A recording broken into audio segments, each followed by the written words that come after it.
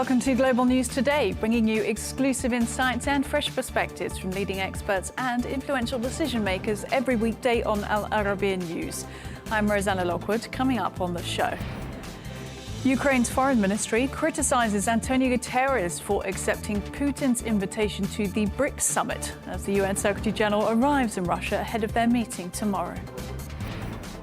Gaza's health ministry and the WHO postpone a second round of polio vaccinations in the north amid intense bombardments. And with 13 days until Americans go to the polls, Donald Trump's campaign accuses Britain's Labour Party of election interference.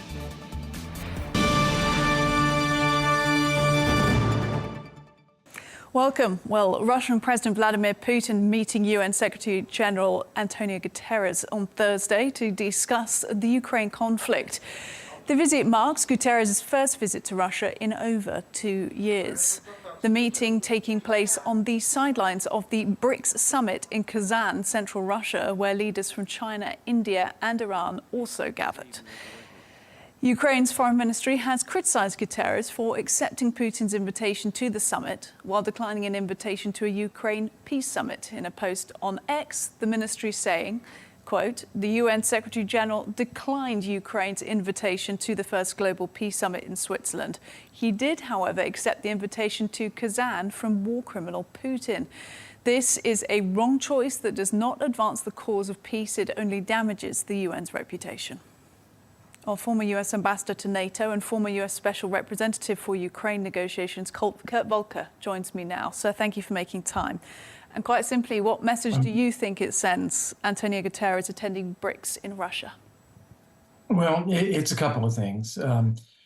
First off, I think everyone is trying to search for peace. Everybody wants Russia to stop its aggression and to withdraw its forces from Ukraine.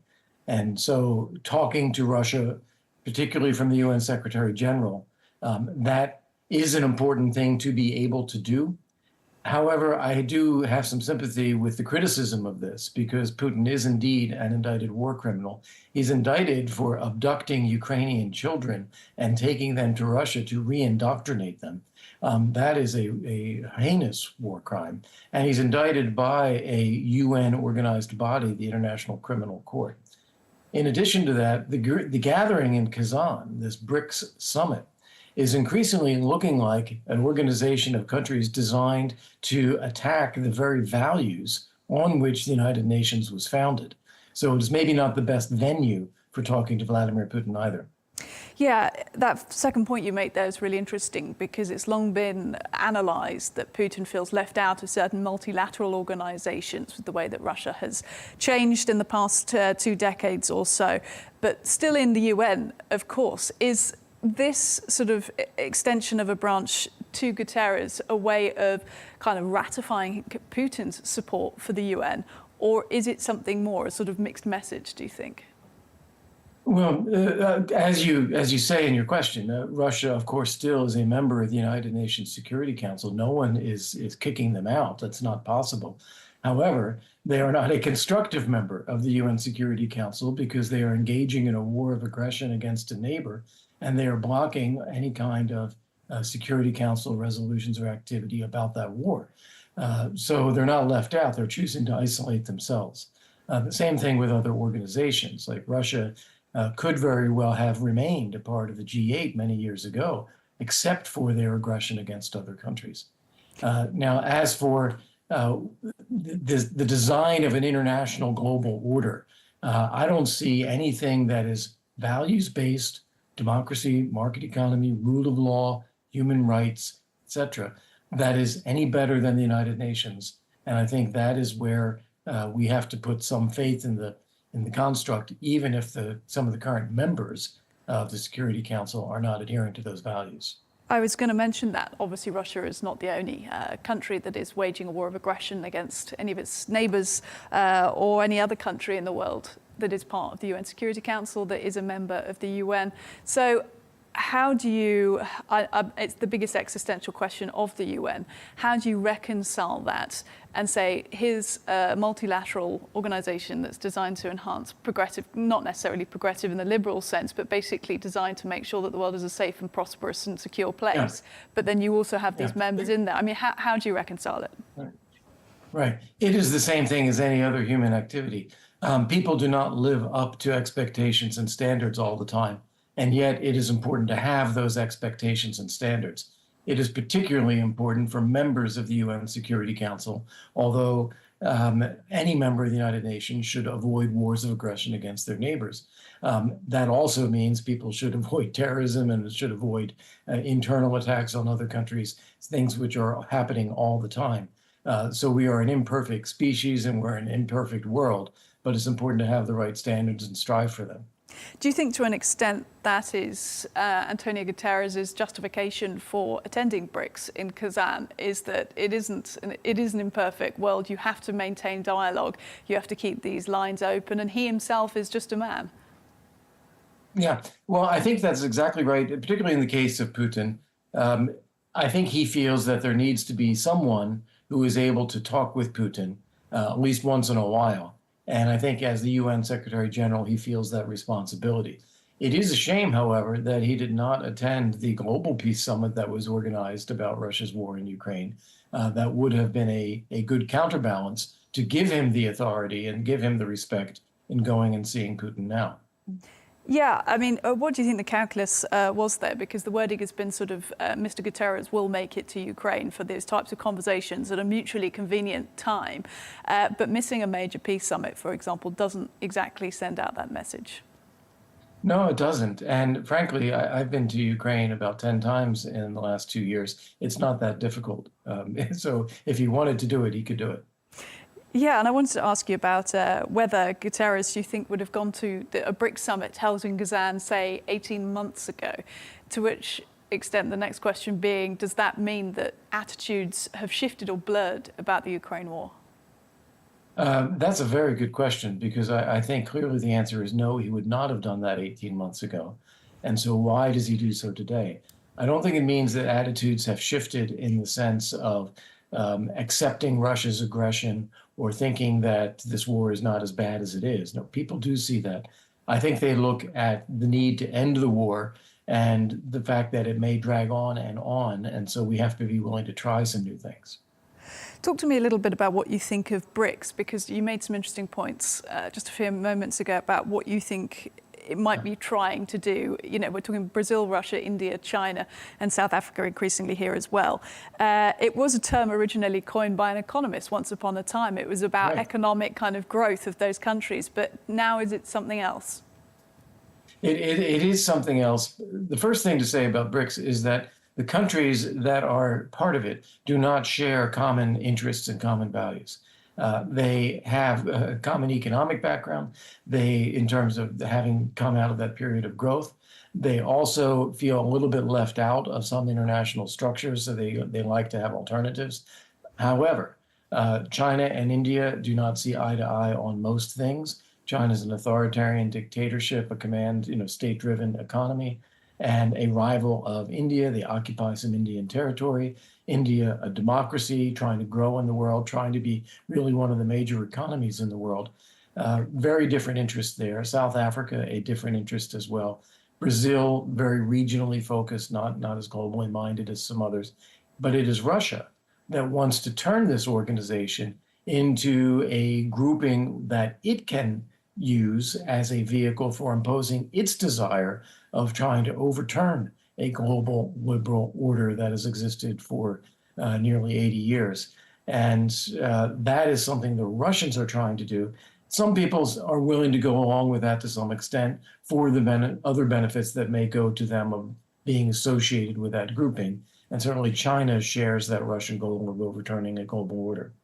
It's going to be interesting to watch as it progresses through the years as to how it evolves as an organisation. Whilst we've got you, Mr. Volker, it would be remiss not to lean on your expertise of Ukraine to talk about your current assessment of the state of the conflict. Yeah. Well, it's very interesting. Russia is obviously in a much weakened position. They're calling in soldiers from North Korea because they are not able to produce enough of their own.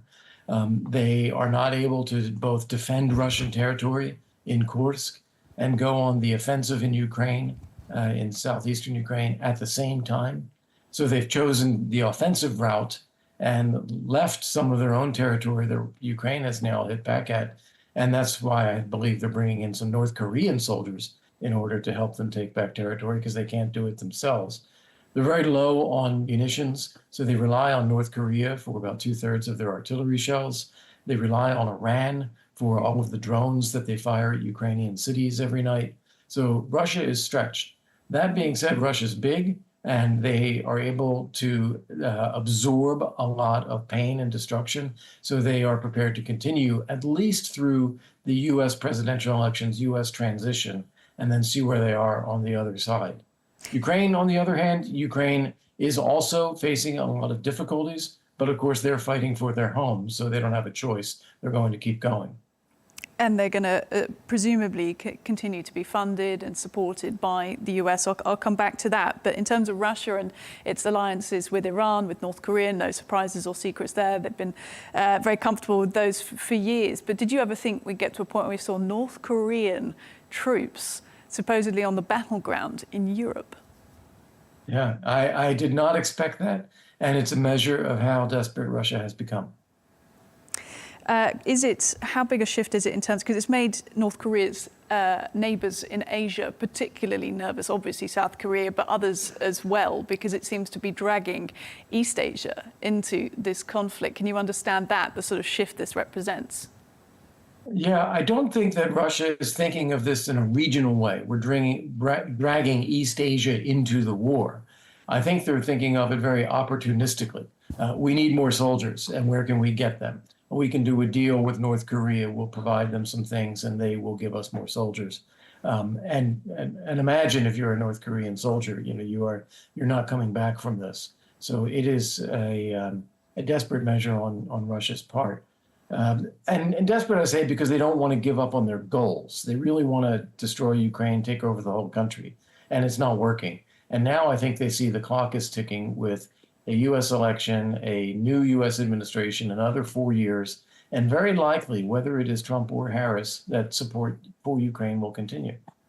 Well, look, Donald Trump, former president, current Republican contender, has said many a time that he thinks he could end the Ukraine war. I believe his words were within 24 hours if he wanted to and if he gets elected again. What do you say to that? Yeah, well, he could. We don't know what he's going to do or how he's going to do it. He has always taken as a matter of negotiation the idea that you have to negotiate from a position of strength. What he did in his first term was try to keep open lines of communication with Putin while providing very tough measures against Russia and strong support for Ukraine. And he was actually the first person to lift the arms embargo on Ukraine and provide them their first anti-tank systems. So I would expect something similar where he would give Putin the opportunity to end the war and at the same time say we're going to give very robust support to Ukraine for as far as we can see until you stop the war.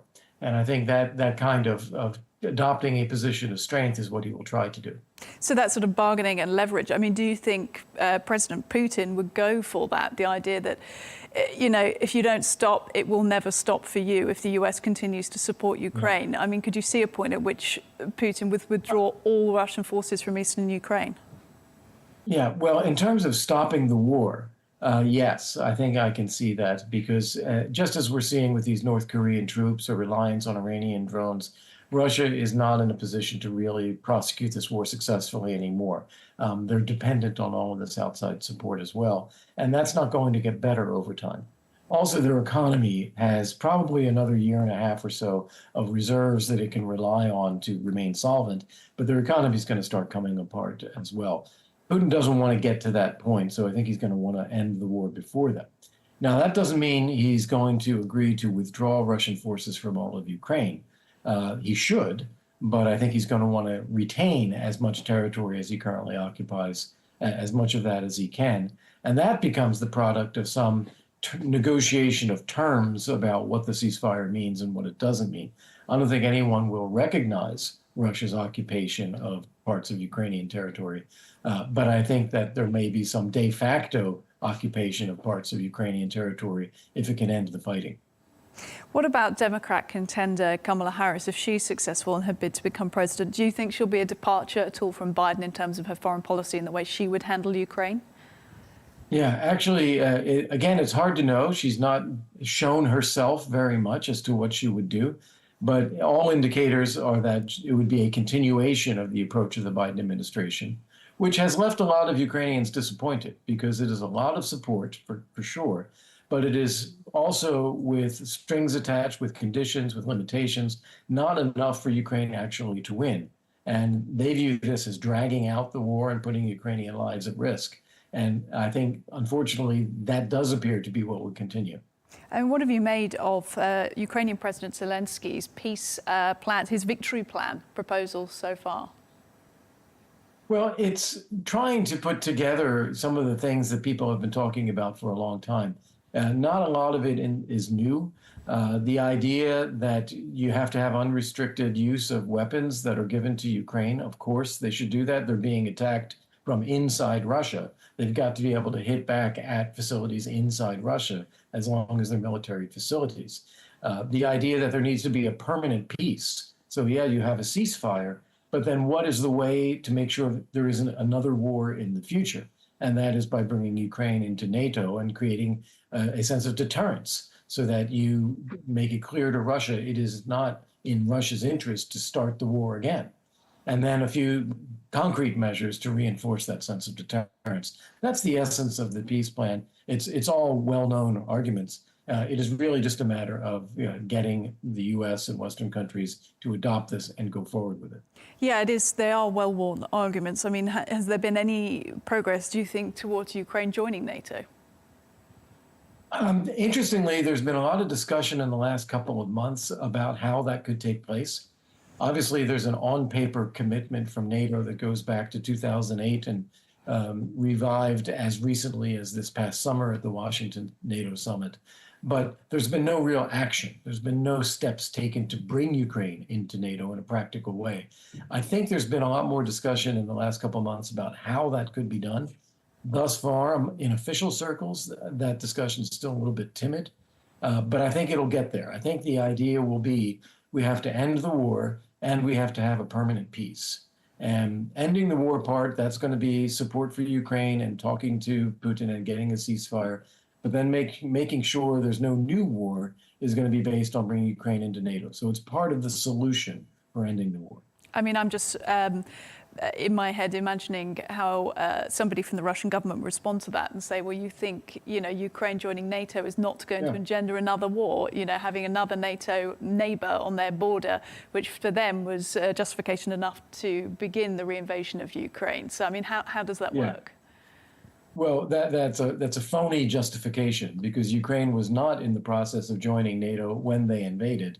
They invaded anyway because they don't want Ukraine to be an independent state. And meanwhile, they have NATO territory on their borders in the Baltic states, in Finland, in Turkey, United States, and they know this is not a threat to Russia. So this is a made-up justification. And the reality is that there has been the most peace along Russia's borders with NATO compared to any of Russia's other borders. Look, I know you're a diplomat through and through, so I don't expect you to be anything other than diplomatic in your response to this, but new Secretary General of NATO, Mark Rutte, taking over from Jens Stoltenberg, what kind of a Secretary General do you think he'll be? Well, I met him last week. I have to say I was very impressed with his approach. He's very energetic. He's very committed to keeping the allies together, to being the leader of trying to build consensus. Of course, the Secretary General can only say or do what represents the consensus of all the allies. But I think he is really, so far anyway, proving to be a breath of fresh air at NATO, just a new face, lots of energy, lots of enthusiasm. And I think it will be an opportunity to see NATO play a bit of a larger role, a bit more constructive role on Ukraine going forward as attitudes in some allies, such as the United States and Germany, may be shifting over the next couple of years. And look, obviously on Al Arabiya News, we've been heavily covering the situation in the Middle East currently. And I know your speciality has been Ukraine, but I know you will have been plugged into what's happening. What do you make of the current state of affairs regarding Israel and Gaza and Lebanon? Yeah, well, it's a situation that has gotten out of control. And it's very, very unfortunate because it didn't have to go this way.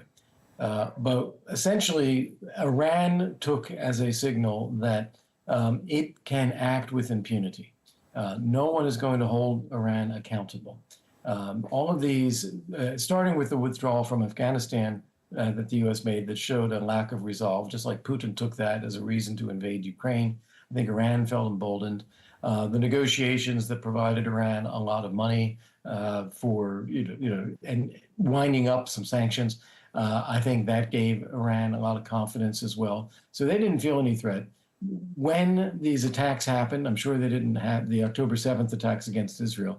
I'm sure that they did not occur without Iran's blessing.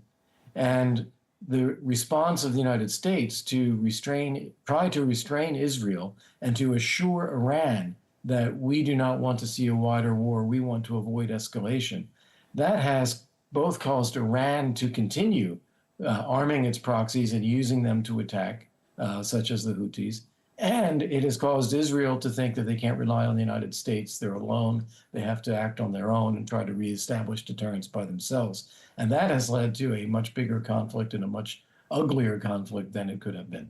That has been a fascinating feature of the last few months, certainly watching the tension in the relationship between the US and Israel, still its largest supplier of arms to Israel, but at the same time trying to rein in Israel's actions with caution and words. Secretary of State Antony Blinken today in Israel saying that more aid needs to be getting into Gaza, otherwise Israel could be facing sanctions under US law. I mean, how do you think that situation has been handled?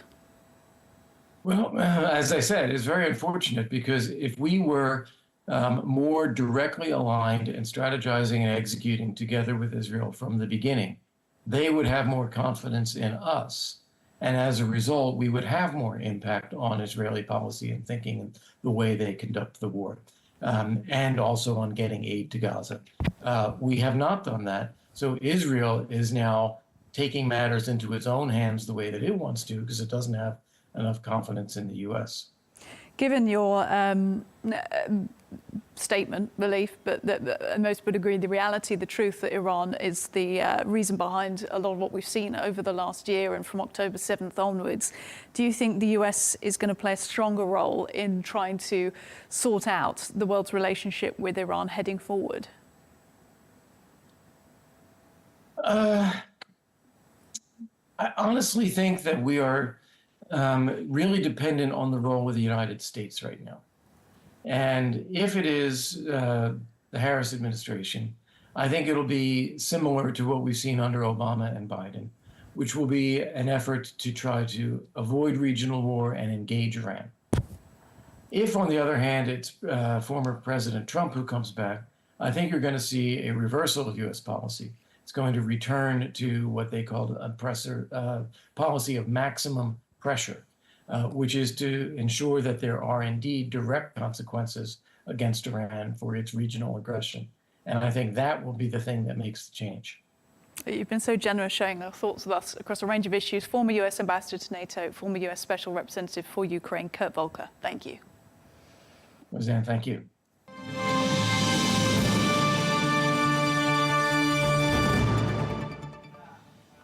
Well, to the situation in Gaza now, where at least 20 people have been killed in Israeli airstrikes across Gaza, as Israeli forces escalated their siege of the northern regions of the Palestinian enclave.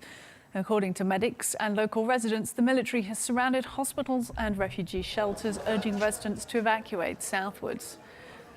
Now, this comes as both the Gaza Health Ministry and the World Health Organization say a planned polio vaccination campaign in northern Gaza will have to be postponed due to intense bombardments and widespread displacements, as well as restricted access.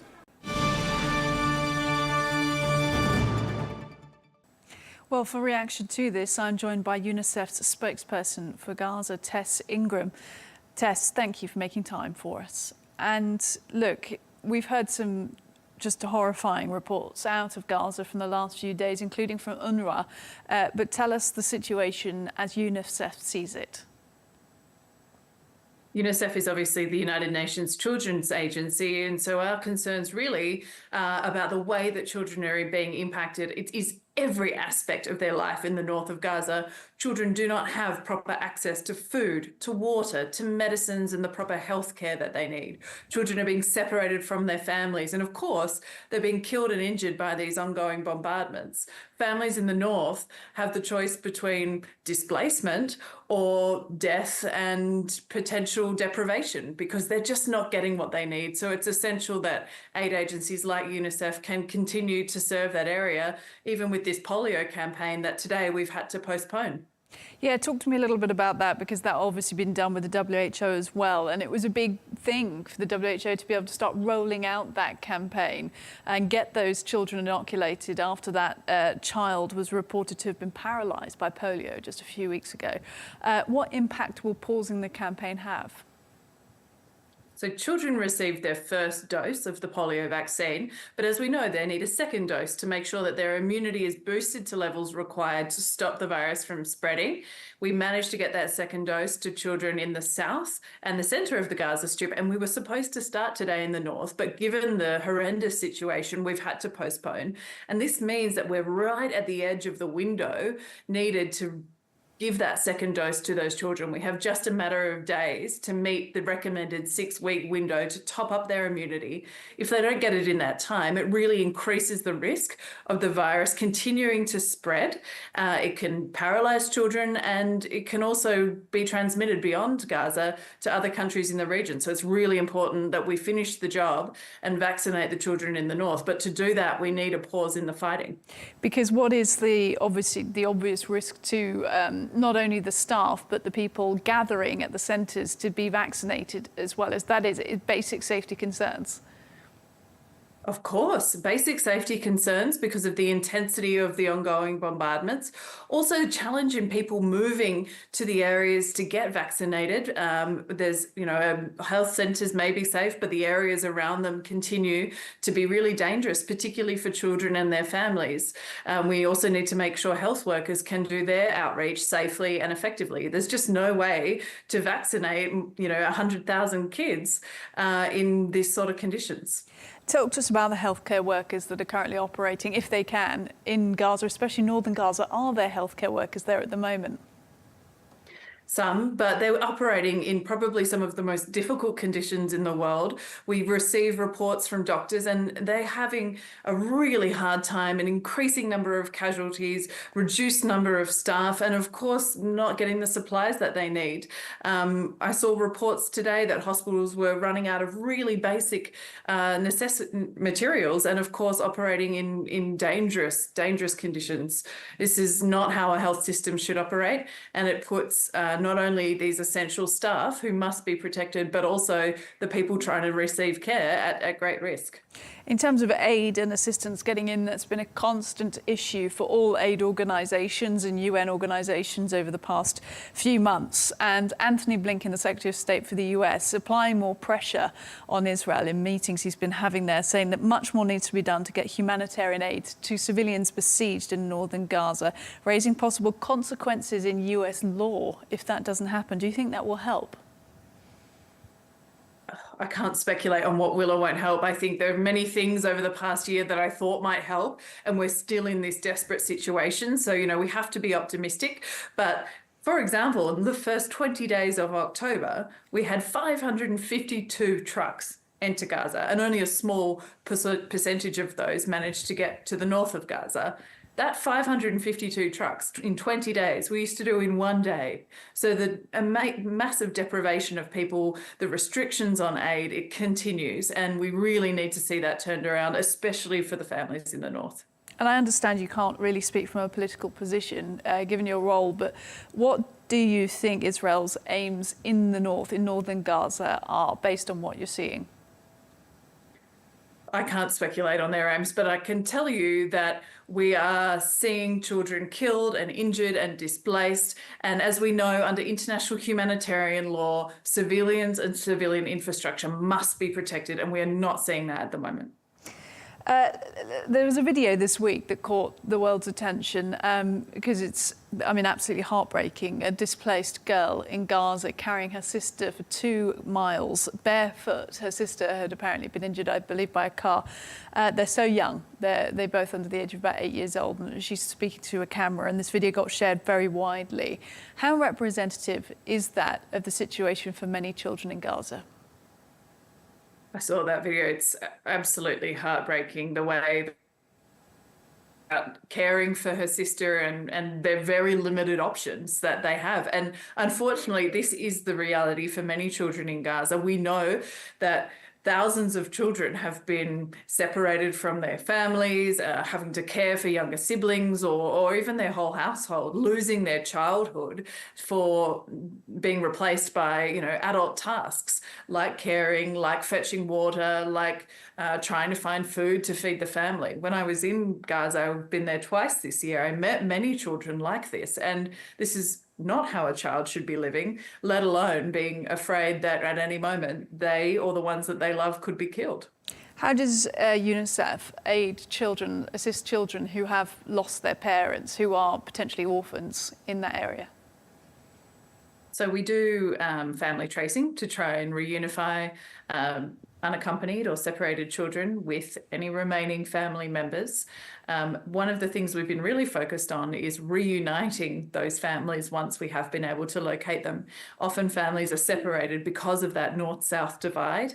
And so we've run a number of reunification missions, which are always really difficult, but super heartening when they're successful, to reunite separated children from the north or the south with their parents or caregivers in the other area. And that's something that, we're really proud of, but we shouldn't be in a position where we have to do that. Children shouldn't be separated on an ongoing basis again and again from their families. And one of the reasons why we're seeing this is because of the scale of displacement.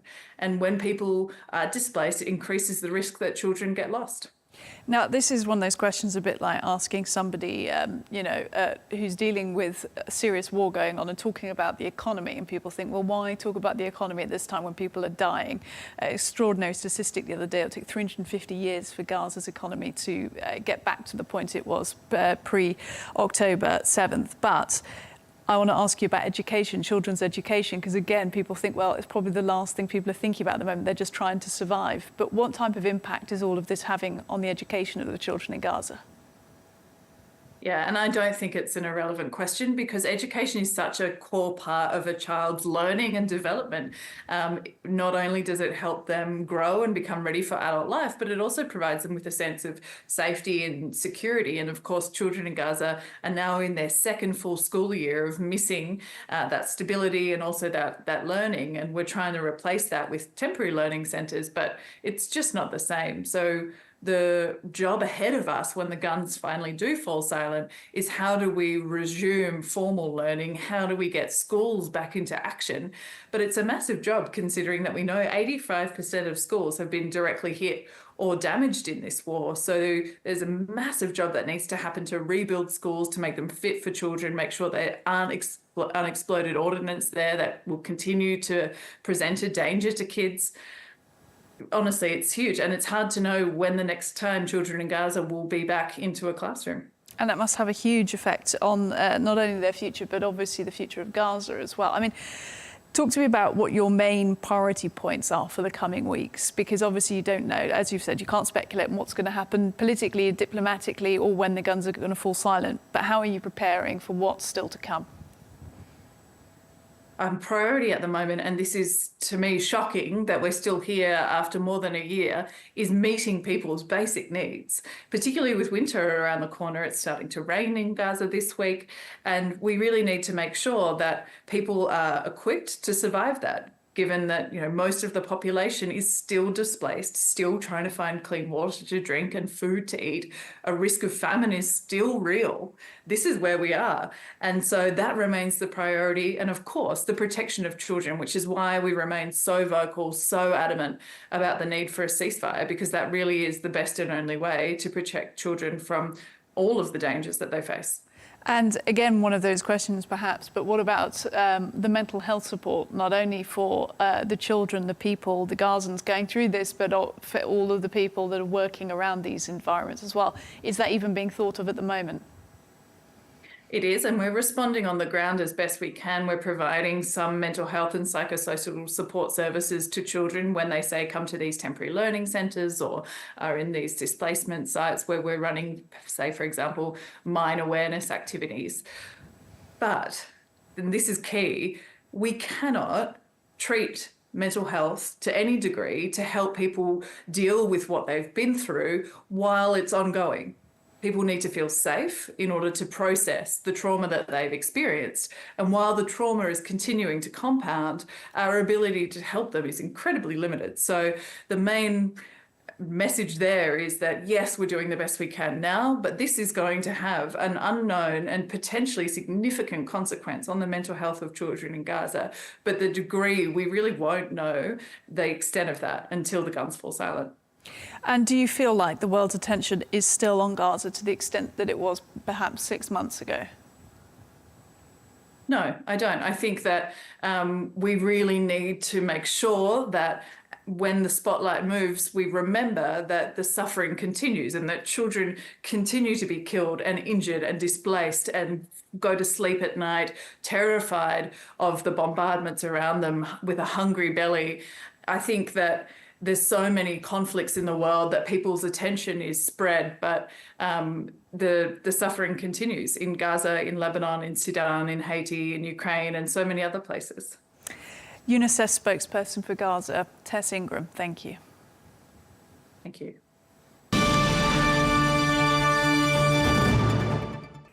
Well, to the US election now, where Donald Trump's campaign team has levelled serious accusations against Britain's Labour Party, the current government in the UK, alleging the Prime Minister's party is engaging in election interference by dispatching volunteers to support Kamala Harris in the upcoming US presidential election. Now, this situation has prompted Trump's campaign to lodge a formal complaint with the Federal Electoral Commission, claiming this is, quote, illegal foreign assistance, representing yet another feeble attempt in a long history of anti-American election meddling. Well, the controversy was sparked by a post on LinkedIn from Labour Party's head of operations, who called for volunteers to travel to the United States to assist in the Kamala Harris campaign, indicating that nearly 100 individuals had already committed to the effort. In response to the uproar, Prime Minister Keir Starmer's attempted to mitigate this situation, telling British media it is a long-standing tradition for the Labour Party to send volunteers to participate in US elections. British Defence Secretary John Healey, meanwhile, saying that Trump's campaign has misunderstood the situation, clarifying the individuals involved are simply members of the Labour Party acting on their own accord. Speaking to British media, he said, quote, "There is no coordinated effort behind this. They are all volunteers who are covering their own expenses. This is typical behaviour for Trump's campaign, stirring up controversy during an election season.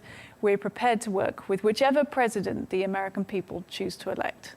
Well, for more on this, I'm joined by the former Special Advisor to Prime Minister Tony Blair, Paul Richards, and the Chair of Republicans Overseas UK, Greg Swenson. Gentlemen, thank you very much. Absolutely extraordinary story. Paul, I'll come to you first. What were your thoughts when you heard about this? Just to correct the record, I wasn't a special advisor to Tony Blair, but under his Labour government. And I think the first thing I heard was that loads of people from the Labour Party have gone over to help in a voluntary capacity, funding themselves, taking leave from work to help candidates whose values they share, as they have done in every single election while I've been alive. I remember election in 1992, people coming back from the Clinton campaign, having campaigned, and it happens all the time, and on the right too, by the way. So, you know, our former Prime Minister, Liz Truss, went to America to support Donald Trump. Nigel Farage, a member of the British Parliament, has gone over to support Donald Trump. There was a transatlantic trade in political activists helping each other out. Nothing to see here at all. Right, we'll dive into some of the details of that, but I want to go to Greg as well and ask your impressions, Greg, upon hearing about this news.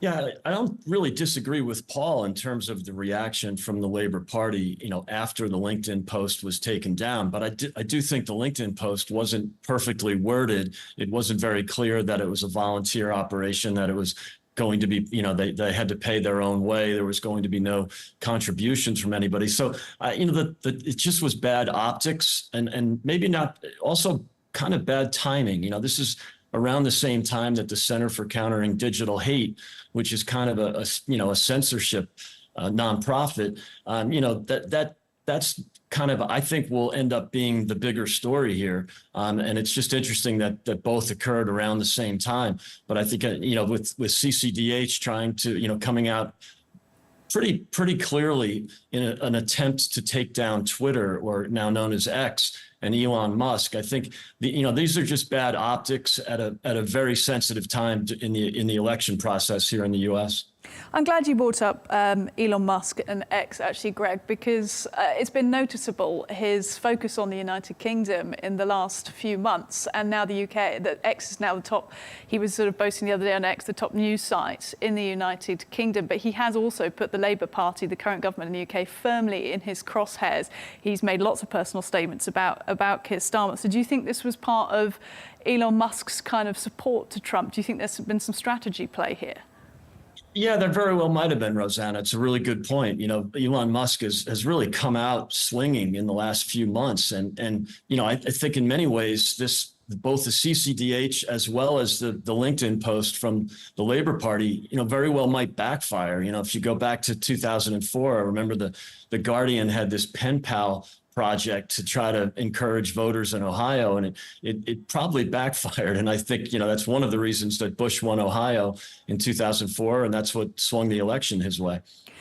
Paul, let's get your response to some of that, because in terms of the UK being accused of election interference, I mean, where does that fall into strategy for somebody like Trump at the moment? Well, you can understand why he's flailing around making these kinds of accusations. The campaign is not going well for him, and it is on a knife edge. So he'll try and gain any kind of advantage he can, and attacking the British is one way to do that, I suppose, with some of his demographic. But like I say, volunteers are going over there to help in their own time because they really want to see other progressives elected, and Americans come to the UK sometimes to help with our elections as well, and as well as all over the world. This is what goes on. People in politics are a bit nerdish, bit strange. This is how we spend our holidays often, is helping each other out in election campaigns where we can learn how other systems work and meet new friends. And it's just a very normal part of the system. Trump has sort of sought to weaponize this somehow and created this big diplomatic row. But I think that says more about Trump than it does about this tradition of helping each other out. And as for Mr. Musk, I mean, he's not on very strong ground when it comes to accusing others of election interference, is he? Go on. Well, he's using his vast resource and the platform formerly known as Twitter to try and skew the election and to use that as a propaganda tool. I mean, I used to love Twitter. I'm sure lots of people watching this, used to enjoy its robust debates, but it's just been driven into the ground over the last few years. And no wonder people are deserting it, because it's just become an absolute cesspit. Look, I'm glad you brought up, Paul, why people do this, why they volunteer to go over at the time of an election in another country, and specifically we're talking about the UK and the US. Why? And you mentioned it, sort of slightly nerdy political types just wanting to go over and somehow feel involved, or maybe learn something from another country's election process. But I mean, Greg, talk to me about your thoughts on that, because is it ripe for criticism? Is it ripe for these types of allegations? Is it a risky move? I don't know that it's risky. I think the Trump campaign, perhaps is making a bigger deal out of it than it is, because, Paul's right there. It's something that we've done, and I do it myself. I live in the UK, and I've helped, both Reform and the Tories in my capacity. So I don't think there's anything wrong with that. But I just do think the timing is a little odd. The Trump campaign is actually having a really good few weeks, and the Harris campaign is not. She's had really difficult interviews, not just with Fox, but with ABC on The View, as well as CBS 60 Minutes. So it's been real momentum change in the campaigns. And I think they're showing a little desperation at this point. So look, it's still going to be really close. I don't argue that, but the momentum has been really good for Trump. He's up in the swing states right now. Gallup came out yesterday. His positive approval ratings for the first time are positive. It's +2, and Kamala Harris is down 3. So I think this is an important moment of the momentum swing. And if he can keep it up for 2 weeks, he has a really good chance of winning. Look, you do come at this from an interesting angle, Greg, given that you're chair of Republicans overseas in the UK. You're speaking to us from the US right now, but often you speak to us from Britain. I want to ask you whether you think American voters care about UK Labour Party, about a British Prime Minister, about British political volunteers going to the US. Is this a vote winner? No, I don't think it is. The Americans probably don't care. They don't follow the UK politics as much as the UK follows American politics. And look, I don't think there's any harm in any of the volunteers. It was just, again, the LinkedIn post wasn't perfectly worded, and not surprising. The Trump campaign is making the best of it. You know, that's what they do. That's what campaigns do, especially in the final few weeks of the election season. So I think they just took advantage of it, made a few kind of funny cracks about it, talking about 1776, the last time the Brits went door to door in America. I mean, it's kind of light in many ways, but they do want to make sure that there's not any violation of election laws. And if they're spending more than a certain amount of money, it's in many ways an in-kind contribution. I think that's something that they have to watch. It's also a chance for the campaign to highlight, in some ways, the hypocrisy of some of the media in the U.S. who made a huge deal about Russia collusion in 2016 to 18 for 2 years, and it turned out to be a fabrication by the Hillary Clinton campaign. So there might be a little bit of scar tissue about the Steele dossier that was connected to Great Britain. So there is a little of that that I think the Trump campaign will try to highlight. This thing will go away quickly. I don't think it becomes anything like the Russia collusion hoax was for the first 2 years of Trump's administration. Look, while there is that specific reference you make of the Russia collusion allegations and whether or not they were debunked, there is, it's been proven many a time that there has been Russian election interference in various elections around the world. And I mean, I was going to come to you, Paul, on this. Do you think, what's it like having the UK being sort of lumped in as a kind of election interferer? Well, I mean, there was Russian interference, we know, this week in the Moldovan referendum. That seems to be reasonably well documented. And I was reading in the British press that there'd actually been Russian-inspired sabotage of British infrastructure, I mean, in real life in the last few months too. So, yes, there are malign state actors who try and seek to undermine the democracies. But the UK is one of the good guys. We are one of the democracies, and we don't try and skew elections in other people's states, as state interference, which is why I completely agree that I think this is a bit of a flash in the pan. It will come and it will go pretty quick. It's a headline or two. Here we are talking about it, but I don't suppose we will be tomorrow. And to your point, do the Americans care? I mean, I think the Brits are far more interested in American politics than the Americans are in British politics. We grew up watching The West Wing. I don't think there's a British equivalent of that being poured over by the Americans in quite the same way. I'm sort of with you there, Paul. I think it is not quite a bilateral relationship when it comes to the interest in each other's elections there. Look, Greg brought up the reference, humorous reference, you believe, Greg, towards the American Revolution. This was part of the statement from the Trump campaign they put out in line with this report, saying, well, quote, when representatives of the British government previously went door to door in America, it did not go well for them. This past week marked the 243rd anniversary of the surrender of British forces at the Battle of Yorktown, etc., etc., and assured the US would be politically independent of Great Britain, spelling Britain wrong, in fact. What did you make of that kind of invoking that period? Paul? Yeah, I think... Oh, sorry, I think I was going to sorry. Well, I mean, it's ancient history, isn't it? And I think a lot of people will be a bit surprised by that. And to say it's lighthearted and it's all a bit of a joke, I mean, they have launched a formal complaint, I believe. They're also accusing the British government of this, not the Labour Party, but the actual UK government. And of course, I would contest it was even the Labour Party. It was just individuals within it who go and campaign, as they always have done for all of my life. So, it's quite serious because it does damage some of the diplomatic relationships, I think. And if Mr. Trump were to win in a couple of weeks' time, then, of course, we have to make a good relationship between the UK and the US for sort of sound geopolitical reasons rather than personalities. So it doesn't really help in that regard either. Yeah, I mean, Keir Starmer, the Prime Minister, is trying to put this to bed somewhat and saying, despite these allegations, the UK and the US will still have a good relationship. He still has a good working relationship with Donald Trump if Donald Trump indeed gets back into power. Greg, do you think that was the right message to be sending back? I think it was. I think he did a good job to, in the sense he tried to just nip it in the bud immediately. And look, both Keir Starmer and David Lammy, made some outreach attempts last summer. Keir Starmer had dinner with President Trump, and he mentioned that in his press release yesterday. So I think that's wise. The President Trump, unfortunately, takes things personally sometimes, and I hope he doesn't in this case, because it shouldn't be personal. Sometimes he kisses and makes up, and I think he did a good job of that with David Lammy, considering his past remarks about Trump. But I think both sides, will view the special relationship as more important than some of these personality spats that have occurred. So in a sense, it's very much the way Paul just spoke to us about it there and described this as something of a kind of a one-day headline, a bit of a non-story, and everyone will sweep past it. So let's sweep past it and talk about the final 2 weeks or just less than of the US election. Paul, I'll come to you on this. From your perspective, as you've been watching this election play out, I've spoken to some American analysts who've said that this is the most pivotal election of all time. In fact, former FBI Director James Comey was one of them.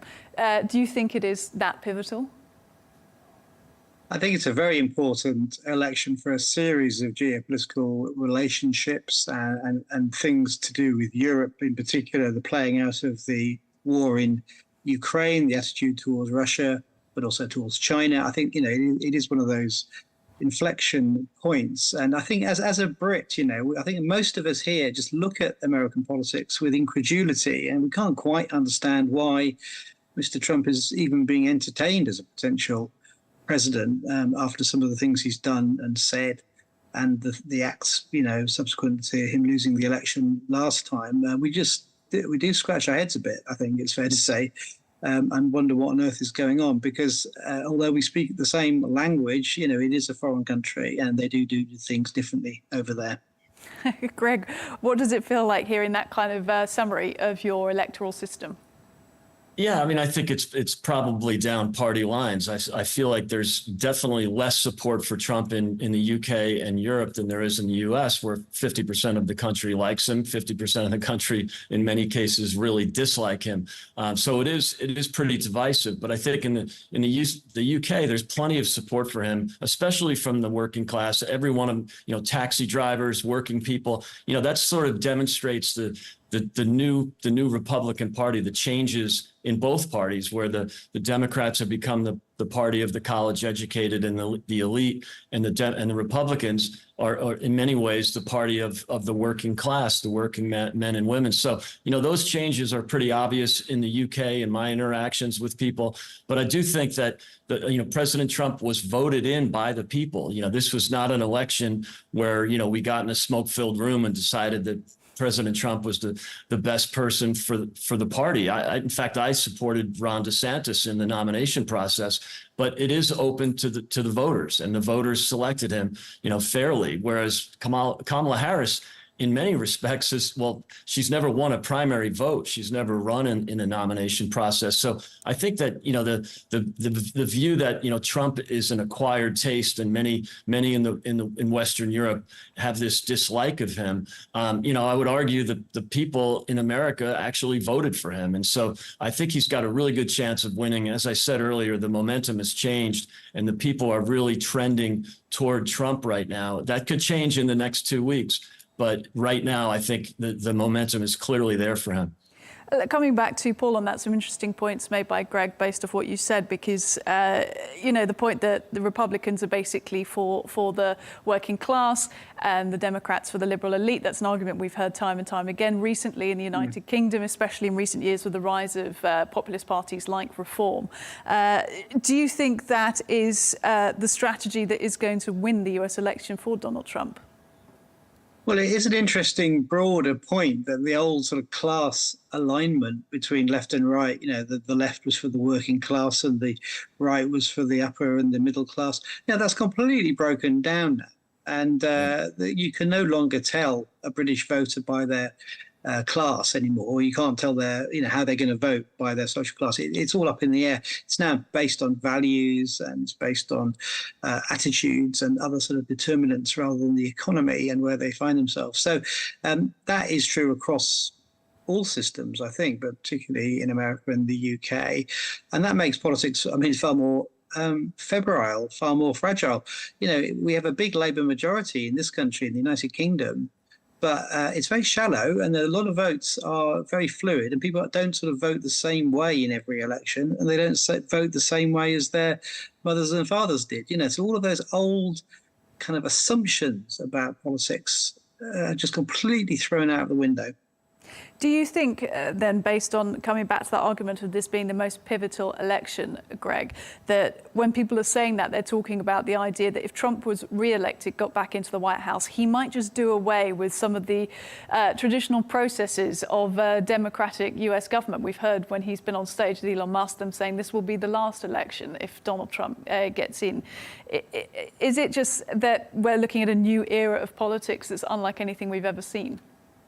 Well, yeah, I think I would agree with Paul on the changes in the electorate and the changes in the parties. As far as the Trump statements, he loves hyperbole. I think he exaggerates quite a bit, and I think it gets him into trouble sometimes. But remember, he was president for 4 years.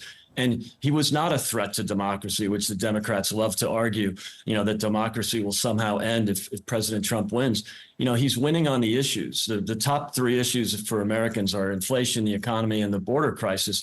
And he polls 10 to 15 points higher than Vice President Harris on those. So that's what people really care about. I think all this talk about, the end of democracy or this will be the last election. I think it's just a hyperbole. I think the country will be fine regardless of who wins the election. But I do think that the voters are upset about the condition of the country versus 4 years ago. So they might not miss Trump, but they miss peace and prosperity.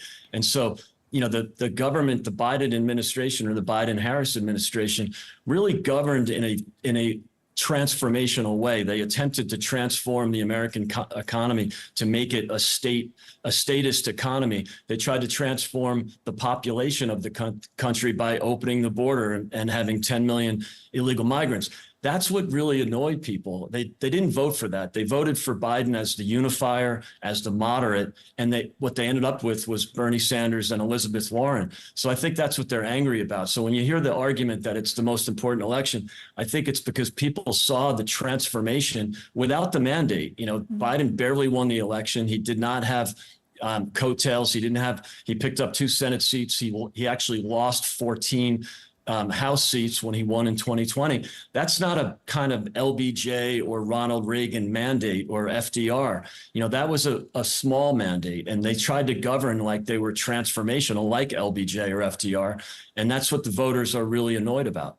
Well, I think that's interesting. Again, you can't really compare the US and the UK like apples and oranges because two very different sizes of countries and Sure. styles doing everything. But Paul, when I listen to Greg talk about, what voters are going to vote on widely, we understand it, of course, to be the economy and immigration.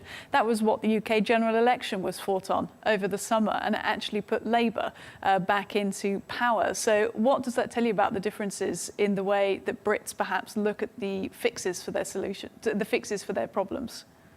Well, it does come down to how people feel in their own well-being and their own, economic state. And it feeds into a psychology. I think that most people in developed nations are going through this incredible revolution of technological change that is changing the way work happens. It changes the kind of jobs that our kids are going to do. It changes where we live and how we interact and how we meet people. how we shop, and everything. And we're living through a revolution, and people in the middle of a revolution often don't know it, but we are. And of course, that makes people very anxious, very discombobulated. The rise of, mental health illness, for example, and all these other sort of morbid symptoms that come through is because we're living through this change. And I think, therefore, people do vote on issues to do with immigration and their sort of place in the world. And immigration is a great vortex for all the anxieties we have. We can blame everything on people coming in on a small boat, but actually it's the big technological shifts that are going on globally, that actually make people change their votes. And the Labour Party in the UK came in on a prospectus of change because people just felt things were not working, and it was, nothing seemed to work. The trains don't turn up on time, and the water bill is enormous, and all these things that we used to take for granted are not working. And that was the Labour Party here's prospectus. But in other countries, of course, it works differently. So, as I say, the uncertainties of left and right and class are just absolutely gone now, out the window. It's a moment of great change. It is indeed. Look, gentlemen, the special relationship clearly remaining intact between the US and the UK. It's been great to get your opinions on today's story and the election Thanks, at large. Rosanna. Greg Swenson, Paul Richards, thank you. Thank you. Well, that is all we've got time for on Global News today. Thank you for watching, and be sure to join us tomorrow for more exclusive interviews. Until then, goodbye.